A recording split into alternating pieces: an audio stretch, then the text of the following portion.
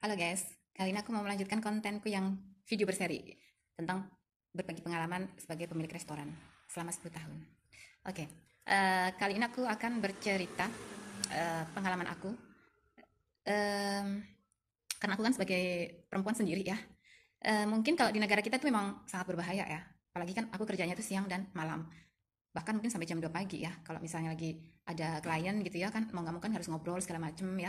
Apalagi kalau ada temen ya pada ngumpul gitu bisa sampai jam 2 pagi ya. Nah, kebetulan temen temen baikku ini meninggal dari tahun 2020. Jadi kurang banyak teman-temanku yang sudah tidak lagi datang sampai jam 2 pagi ya. Palingan mereka datang sebentar langsung pergi gitu aja. Nah, pengalaman-pengalaman aku ya selama 10 tahun itu memang aku merasa lebih nyaman kerja sendiri di sini di malam hari ya.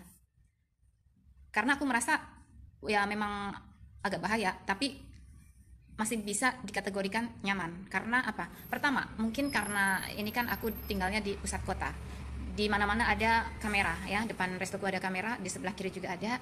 Jadi merasa nyaman. Dan juga negara ini kan juga secara security juga lebih lebih aman ya dibandingkan dengan negara kita.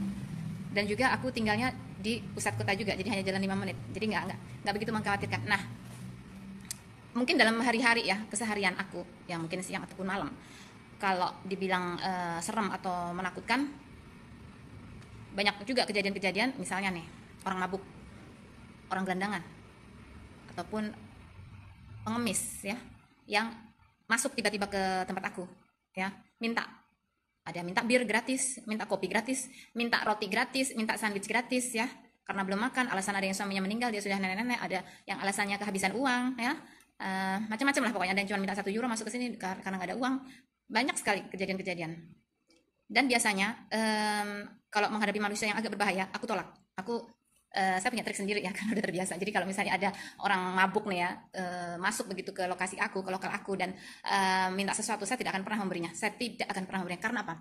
Karena kalau saya memberinya sekali, dia nanti akan tuman, dia akan balik lagi dan akan minta lagi. Jadi saya memang selalu tolak ya. Saya selalu tolak. Apalagi yang minta minumnya yang berbau-bau bir ya atau alkohol, saya nggak akan pernah kasih. Nah, nanti begitu mereka masuk nih ke lokasi saya, ke lokal saya akan menolaknya dengan cara yang halus ya, saya nggak pernah kasar kepada mereka. Jadi kalau orang-orang yang seperti ini jangan dikasarin karena akan semakin membabi buta ya. Jadi saya tolak dengan halus sambil saya iringkan dia ke luar, ke arah keluar pintu, tapi tanpa dia sadari gitu. Jadi saya berdialog baik, nanti saya giring dia ke pintu keluar. Nah, setelah itu kan mereka akan keluar ya kan, dan tidak akan bermacam-macam lagi. Jadi selama selama ini sih saya tidak pernah orang-orang itu masuk kembali ya, tidak pernah. Jadi ya sudah beberapa kali dan saya tidak pernah lagi menemui dengan wajah yang sama. Jadi ya hanya cukup sekali dengan cara yang sopan dan kita secara pelan-pelan menggiring mereka keluar dari lokal kita. Mereka juga akan mengerti.